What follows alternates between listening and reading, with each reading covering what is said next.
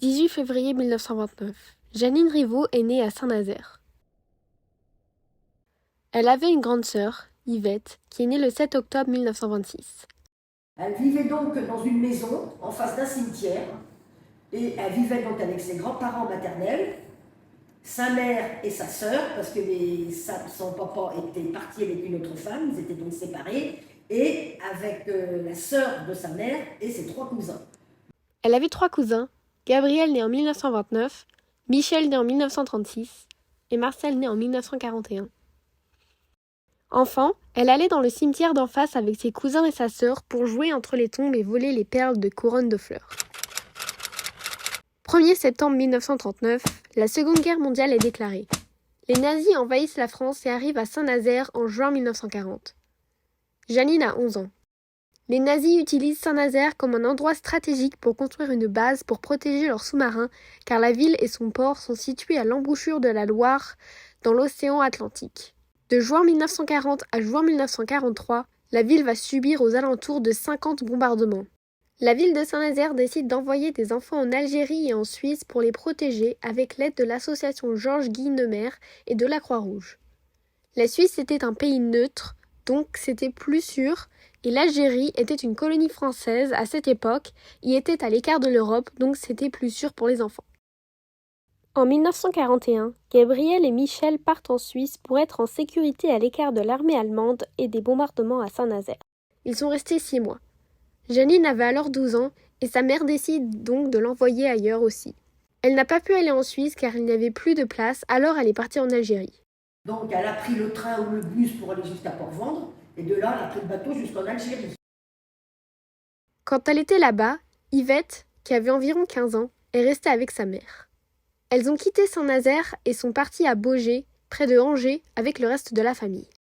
Elle est donc tombée dans une famille d'accueil de pieds noirs, qui était donc avec 2 enfants. Comment était la famille d'accueil? Oh, très gentil. Oui. Serviable, tout. Ils avaient des filles? Pareil, on s'en connaît bien. C'était 3 familles réunies. Oui, Ils habitaient dans le même machin, mais chacun son appartement. Comment était l'Algérie? Bien. Bien? Oui. T'allais à l'école là-bas? Ah ben oui. Jeannine aurait dû rentrer 6 mois plus tard comme ses cousins, mais la guerre ne finissait pas, donc elle est restée 3 ans et demi. Et Tati, quand elle est partie là-bas, elle était petite, puisqu'elle avait 11 ans et demi, 12 ans, donc elle est partie avec des lunettes. Mais quand elle est revenue, elle avait 3 ans et demi de plus, donc ses lunettes étaient vraiment trop petites pour elle. Les nazis ont quitté Saint-Nazaire le 11 mai 1945, 3 jours après qu'ils aient capitulé et tout le monde est revenu à Plus Saint-Nazaire. haut, Saint-Nazaire a souffert davantage. La ville est en ruine, la gare est morte.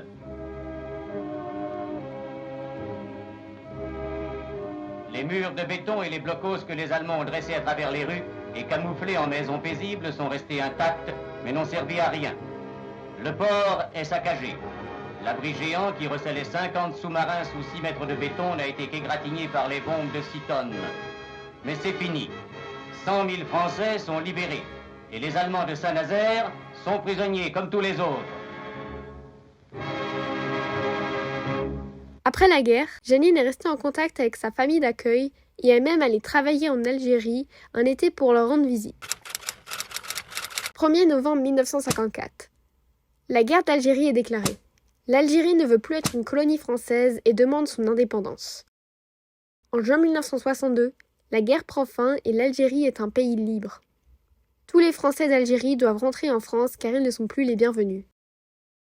Quand elle est rentrée en France, la famille d'accueil est donc restée en Algérie et ils ont été obligés de revenir quand il y a eu lieu la guerre d'Algérie en 62. Et sa famille d'accueil, ils sont revenus du côté du bassin d'Arcachon à Alès.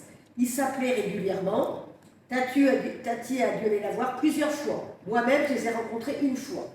Donc, ils s'appelaient tous les ans à peu près 2 ou 3 fois par an. La dernière fois que Jeannine a vu sa famille d'accueil était en 2009. C'était la dernière fois qu'elle leur a rendu visite dans le sud de la France, à Arès. Elle est restée en contact avec l'une des sœurs jusqu'en 2016-2017.